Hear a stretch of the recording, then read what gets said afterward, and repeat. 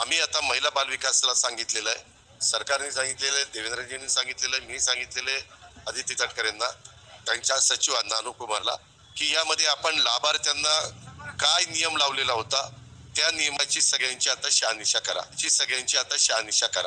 ही शहानिशा केल्यानंतर ज्यांना लाभ देणं त्या ह्याच्यामध्ये बसत नव्हतं अशांना पण लाभ दिला गेलेला लाभ आता परत आम्ही काही घेणार नाही. पण ज्यांचं आधार कार्ड नसेल, आता यांना सगळ्यांना आपण आधार कार्डशी लिंक करणार आहोत, म्हणजे मग हा प्रश्न सुटणार नाही, येणार नाही.